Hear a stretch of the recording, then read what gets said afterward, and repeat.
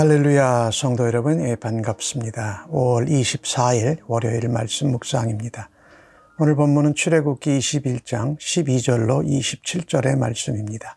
함께 성경을 읽으십시다. 사람을 쳐 죽인 자는 반드시 죽일 것이나 만일 사람이 고의적으로 한 것이 아니라 나 하나님이 사람을 그의 손에 넘긴 것이면 내가 그를 위하여 한 곳을 정하리니 그 사람이 그리로 도망할 것이며 사람이 그의 이웃을 고의로 죽였으면 너는 그를 내 제단에서라도 잡아내려 죽일지니라. 자기 아버지나 어머니를 치는 자는 반드시 죽일지니라. 사람을 납치한 자가 그 사람을 팔았든지 자기 수하에 두었든지 그는 반드시 죽일지니라. 자기의 아버지나 어머니를 저주하는 자는 반드시 죽일지니라. 사람이 서로 싸우다가 하나가 돌이나 주먹으로 그의 상대방을 쳤으나 그가 죽지 않고 자리에 누웠다가 지팡이를 짚고 일어나 걸으면 그를 친 자가 형벌은 면하되 그간의 손해를 배상하고 그가 완치되게 할 것이니라. 사람이 매로 그 남종이나 여종을 쳐서 당장에 죽으면 반드시 형벌을 받으려니와 그가 하루나 이틀을 연명하면 형벌을 면하리니 그는 상전의 재산임이라. 사람이 서로 싸우다가 임신한 여인을 쳐서 낙태하게 하였으나 다른 해가 없으면 그 남편의 청구대로 반드시 벌금을 내되 재판장의 판결을 따라 낼 것이니라. 그러나 다른 해가 있으면 갚되 생명에는 생명으로, 눈에는 눈으로, 이는 이로, 손은 손으로, 발은 발로, 된 것은 된 것으로, 상하게 한 것은 상함으로, 때린 것은 때림으로 갚을지니라. 사람이 그 남종의 한 눈이나 여종의 한 눈을 쳐서 상하게 하면 그 눈에 대한 보상으로 그를 놓아줄 것이며 그 남종의 이나 여종의 이를 쳐서 빠뜨리면 그 이에 대한 보상으로 그를 놓아줄지니라. 아멘. 모세와 이스라엘 백성들이 시내산에서 하나님의 십계명을 받습니다. 그것은 하나님을 사랑하고 이웃을 사랑하라는 말씀이었죠. 그런데 이 십계명을 받고 나서 그 후에 가장 첫 번째 말씀하시는 것이 종에 대한 규례와 율법입니다. 즉 연약한 자, 어려운 자들에 대한 인권과 인격적인 존중과 그들의 권리를 존중해 주라고 하시지요. 오늘 출애굽기 21장에 나오는 내용은 유명한 동해 동형법 혹은 동해보상법이라고 그러죠. 해를 당한 대로 똑같은 형태로 보상한다라는 것이지요. 그 중에 첫 번째 다루고 있는 것이 사람을 죽이는 것에 관한 것이지요. 사람을 고의로 죽이면 반드시 죽여라.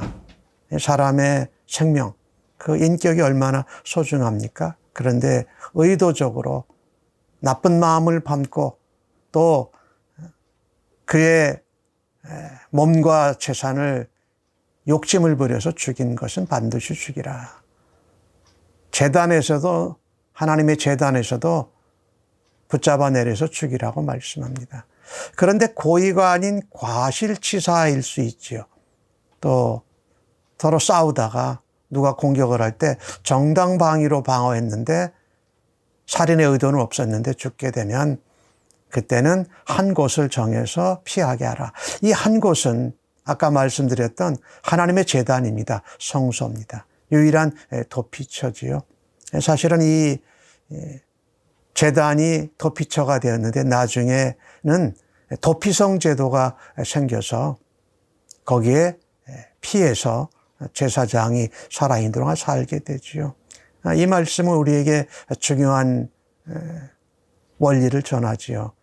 예수님만이 우리의 도피처가 되시고 도피성이 되신다. 하나님만이 우리에게 환난 날에 도움이 되신다라는 것이지요.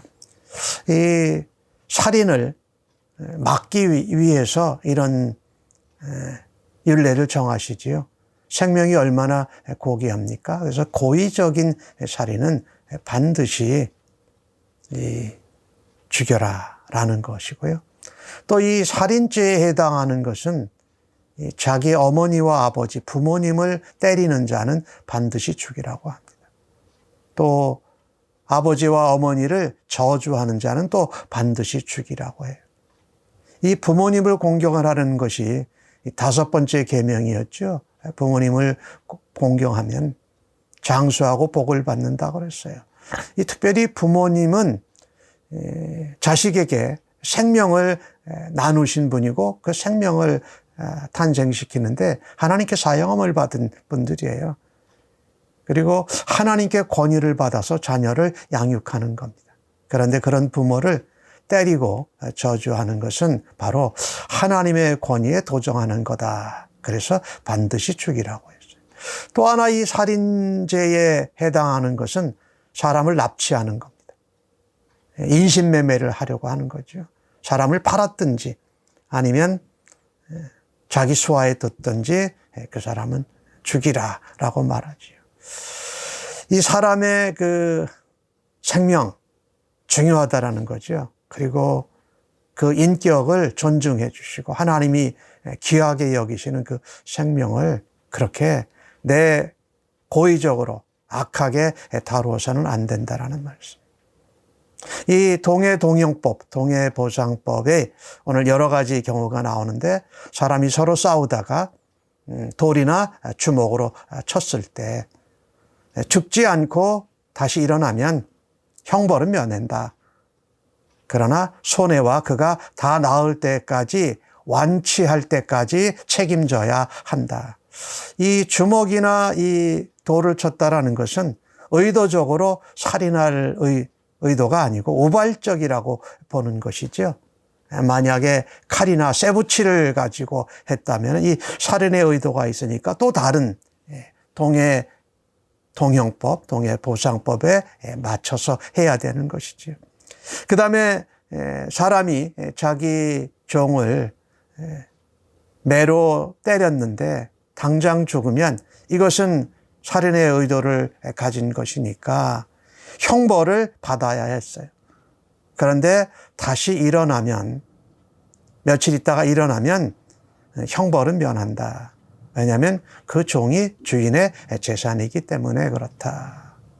여기 이제 이 당시는 이 종으로 팔려가는 사람들이 있었지요. 자기가 재산이 없어서 이렇게 종으로 할 때 이 종의 재산권을 가진 주인의 권리도 인정해주고 또 종이지만 한 사람의 생명으로 약자지만 그들의 권리와 인격도 인정해주는 모습이지요.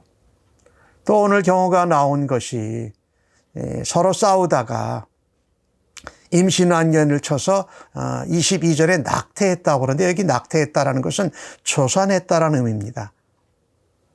그래서 일찍 애를 낳게 되고 다른 해가 없으면 산부나 태아, 육아한테 해가 없으면 남편의 청구대로 벌금을 내야 된다. 그리고 근데 재판관의 판결을 따라서 내야 된다. 이 쌍방의 기본 권리를 다 보호해 주는 거죠. 의도적이지 않고 싸우다가 과실이 된 거죠. 그런데 애가 초산하게 되면 벌금을 내는데 이 벌금을 한쪽에선 많이 받으려고 했고 한쪽은 덜 내려고 할 거 아니에요. 그것을 서로 직접 맞닥거리는 것이 아니라 재판장의 판결을 따라서 해라라고 말씀한 거죠. 그러니까 이 사람을 죽였을 때나 또 어떤 지금처럼 여인이 조산을 하게 됐을 때 같은 때에 직접 가해자와 피해자가 서로 요구하게 되면 서로 그것을 해받은 대로 똑같은 형태로 갚아지면 이게 뭐가 될까요? 복수가 끊이지 않게 된다라는 거죠. 그래서 하나님께서는 재판관의 판결을 따라서 벌금을 내고 그 의도와 그들의 권리와 그들의 인격을 서로 존중하게 하셨다.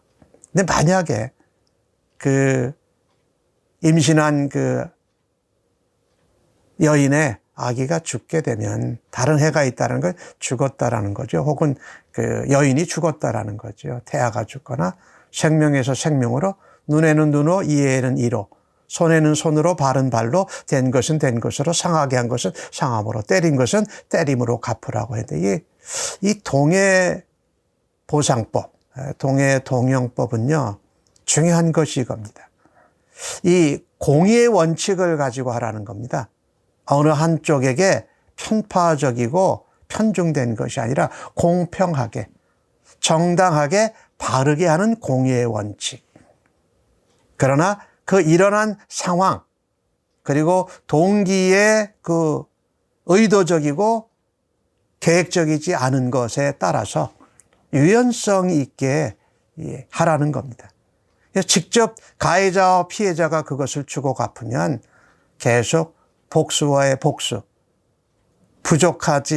부족하다가는 원망과 불만족이 계속 이어질 것이기 때문에 하나님은 그것을 재판관을 통해서 벌금과 그 공의의 원칙과 상황과 동기를 재판관이 제3자가 판결하도록 한 것이지요. 그러니까 양자가 인정하고 사회적으로 공적으로 그 책임을 맡은 사람이 하게 되는 것이지요. 이 종에 대한, 종의 눈이나 이를 빠뜨리고 눈을 상하게 했을 때 그것을 종에게 자유를 주라고 말합니다. 이 하나님이 만드신 이 동해 보상법, 이 말씀하신 이것을 보면은요, 중요한 것은 두 가지입니다. 가해자와 피해자가 직접 서로 간에 하는 것이 아니라 항상 재판관이 있다. 그 다음에 그 원칙은 공평하고 바른 원칙에 상황과 동기를 보아서 해야 된다. 이것을 통해서 생명을 존중히 여기고 과도한 복수가 지속되고 그 좋지 않은 서로 미워하는 원한 관계가 지속되지 않도록 하시는 하나님의 마음이, 하나님의 사랑이 담겨 있음을 우리가 알고 우리도 이 하나님의 공의의 원칙 또 상황과 동기를 고려하는 것을 따라서 우리 안에 이 하나님의 그 사랑과 하나님의 사람을 존중하는 그런 모습으로 우리가 살아드리기를 간절히 바랍니다. 하나님의 율법에 하나님의 공의와 공평과 정의와 사랑과 또 거기에 동기까지도 헤아리시는 은혜가 있음을 감사합니다. 하나님, 상대방을, 생명을 존중하고 인격을 존중하는 믿음으로 살아가고 내 주장만 앞세우는 모습으로 살아드리지 않겠습니다. 하나님 사랑, 그와 같이 이웃 사랑을 먼저 하는, 상대방을, 입장을 헤아리는 마음과 사랑이 저희들에게도 있게 하시니 주님의 마음을 닮아가기를 간절히 소망합니다. 예수님의 이름으로 기도합니다. 아멘.